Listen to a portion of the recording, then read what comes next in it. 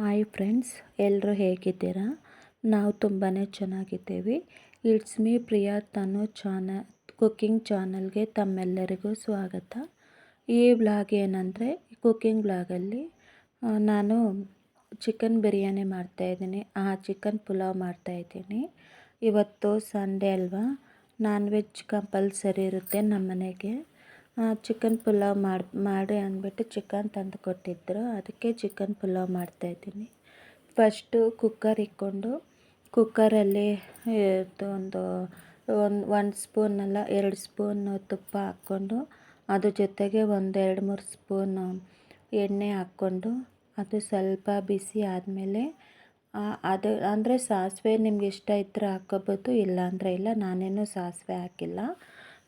ಅವೆಲ್ಲ ಬಿಸಿ ಆದಮೇಲೆ ಎಣ್ಣೆ ತುಪ್ಪ ಬಿಸಿ ಆದಮೇಲೆ ಇದು ಮಸಾಲೆ ಐಟಮ್ ಇರುತ್ತಲ್ಲ, ಅಂದರೆ ಬಿರಿಯಾನಿ ಎಲೆ, ಚಕ್ಕೆ, ಲವಂಗ ಇವೆಲ್ಲ ಹಾಕ್ಬಿಟ್ಟು 1 ಸೆಕೆಂಡ್ ಅಷ್ಟೇ ಫ್ರೈ ಮಾಡಿಕೊಂಡು ನಂತರ ಈರುಳ್ಳಿ ಹಾಕ್ಕೊಂಡು ಅದು ಸ್ವಲ್ಪ ಫ್ರೈ ಆದಮೇಲೆ ಹಾಗೆ ಕರಿಬೇವು ಸೊಪ್ಪು ಮತ್ತು ಟೊಮೊಟೊ ಹಾಕ್ಕೊಂಡು ಸ್ವಲ್ಪ ಫ್ರೈ ಆದಮೇಲೆ ಅದಕ್ಕೆ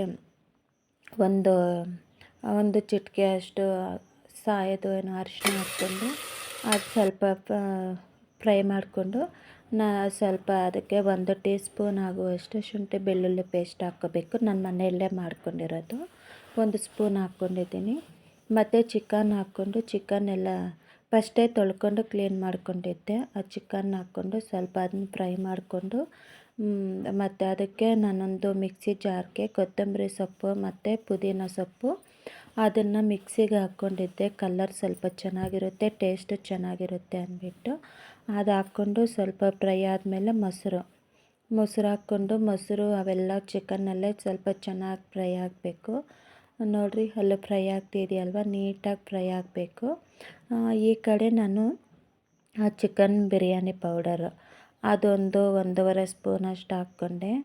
ಮತ್ತು ಗರಂ ಮಸಾಲ ಅದು ಅಷ್ಟೇ 1-1.5 ಸ್ಪೂನಷ್ಟು ಅದನ್ನು ಹಾಕ್ಕೊಂಡೆ.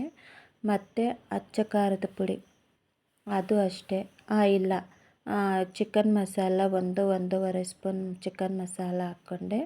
ಮತ್ತು ಅಚ್ಚ ಖಾರದ ಪುಡಿ ನಾವು ಮನೆಗೆ ಮಾಡ್ಕೊಂಡಿರೋದು, ಅದನ್ನು ಅಚ್ಚ ಖಾರದ ಪುಡಿನ ಅದು 1.5 ಸ್ಪೂನ್ ಅದು ಖಾರ ಇರುತ್ತೆ, ಅದಕ್ಕೆ 1.5 ಸ್ಪೂನ್ ಹಾಕ್ಕೊಂಡೆ.